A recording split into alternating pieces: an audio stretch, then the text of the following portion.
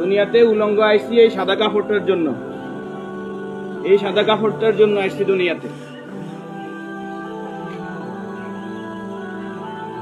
পুরুষ মানুষ ঢাকার দরকার নাই, সাদা কাফন দেখলে অন্তরের মধ্যে কি আসে, হয়, আর সেটা মনে রাখবেন, পুরুষের ঢাকার দরকার নাই, মহিলাদেরকে এভাবে উপর দিয়ে ঢেকে দিতে হয়। মরণের হারে জীবিত থাকতে দরকার নাই, কি কন? আমার মেয়ে, আমার স্ত্রী, আমার বোন, আমার মা বেপরদায় চলে, আমরা হইলাম দায়ুস।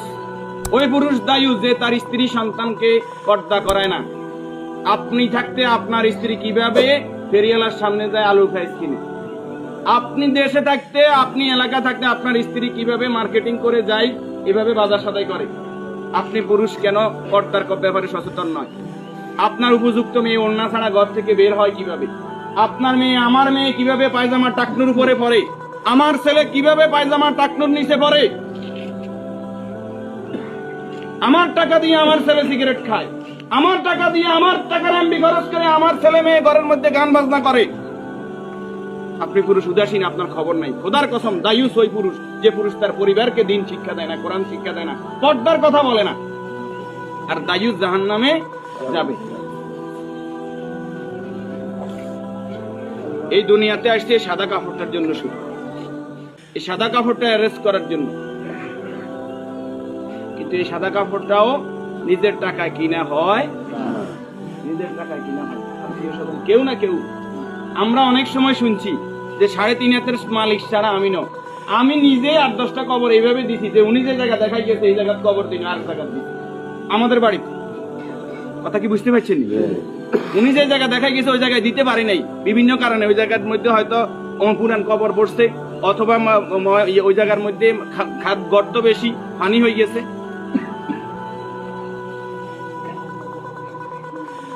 তাহলে আমার শেষ জায়গাটাও আমার নির্দেশনা মতো হয় না, পরিবারে যারা আছে তাদের নির্দেশনা মতো হয়।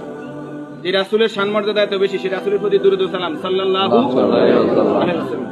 সম্মানিত উপস্থিতি, আল্লাহর এই গোলাম চেহারাতে বলতেছে অবশ্যই নেককার পরেজগার ছিল। আল্লাহ তাআলা ওনার জীবনের গুনাহগুলো মাফ করুন, আমিন। যে নেক আমলগুলো করেছে, দান সাদাকা করেছে, এর বদৌলতে কবর, হাসর, মিজান, ফজিলত আল্লাহ কি করে দেখ, করে দেখ।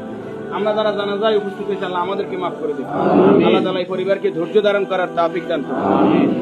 40 জন জানাজাতে কাদেরকে উপস্থিত করাইবেন? আমাদের কত বলবো, বলতে আর বলতে মনে চায় না। সব জানেন কিন্তু আমল নাই।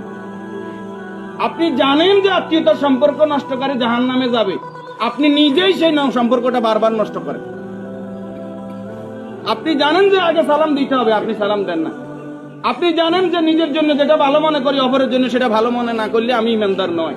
আপনি জানেন প্রতিবেশীর হক নষ্ট করলে ইমানদার নয়। কই নেই, সব শুধু জানি, আমল করি না।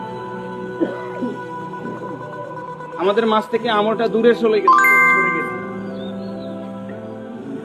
এই নেককার গোলাম জানাজাতে নামাজি পরেজগার লোক, শিরিক মুক্ত লোক, আপনার দৃষ্টিতে যিনি শিরিক মুক্ত, এরকম 40 জন লোক যদি দোয়া করে, আল্লাহ তাআলা ওই দোয়া কি করে? কবুল করে।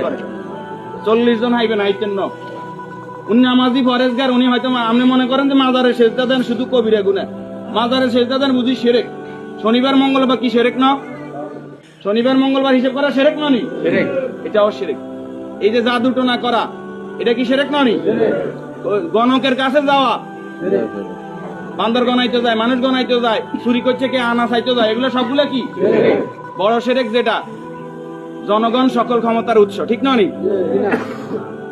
জনগণ সকল ক্ষমতার উৎস, সকল ক্ষমতার মালিক কে? তো যেই দল, যেই সংগঠন, যেই রাজনীতি আমাকে বলে জনগণ সকল ক্ষমতার উৎস, এই রাজনীতি করা কি শিরক না? এই জিনিসটা কেন বুঝিনি আমরা?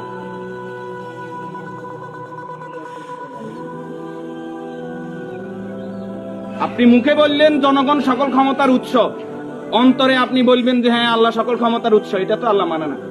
মুখে যেটা বলতে হবে অন্তরে এক থাকতে হবে। তাহলে সকল ক্ষমতার মালিক কে? আল্লাহ। আর যারা রাষ্ট্র ক্ষমতায় গিয়ে, একজন মুমিন ইসলামী রাষ্ট্র ব্যবস্থার বাইরে যাওয়ার কোনো সুযোগ নাই। যদি আওয়ামী লীগ আবার তওবা ইস্তেগফার করি আই কয় যে আমরা আল্লাহর আইন অনুযায়ী রাষ্ট্র চালাইম, আমরা কইম আলহামদুলিল্লাহ। বিএনপি যদি কালকে বলে যে আমরা রাষ্ট্র চালাইম আল্লাহর আইন অনুযায়ী, কোরআনের আইন দিয়ে রাষ্ট্র চলবে, সৎ নামাজি ফরেজগার লোকরা চেয়ারম্যান মেম্বার হইব, তাকওয়াবান হইব, আমরা বিএনপির সাথে আছি, বিএনপি কে ভোট দেব। যদি জামাত ইসলামী বলে আমরা আল্লাহর আইন দিয়ে রাষ্ট্র চালাইবো, কোরআন চালাইবো, দেশ তাকওয়ার ভিত্তিতে চলবে, রাসূল যেভাবে চালাইবে আমরা তাদেরকে ভোট দিব। যদি চরমরাই বলে তাদেরকে ভোট দিব। আমাদের ব্যক্তিগত কারো কোনো আরস নাই। আমরা এই জমিনে আল্লাহর, এই জমিনে আইন চলবে কার? আল্লাহ। এবার যেই আসুক এই তকমা নিয়ে আমরা তাদের সাথে আছি। রাজি আছেন? আল্লাহ তাআলা আমাদেরকে কবুল করুন। আমিন। উপস্থিতি এই মুহূর্তে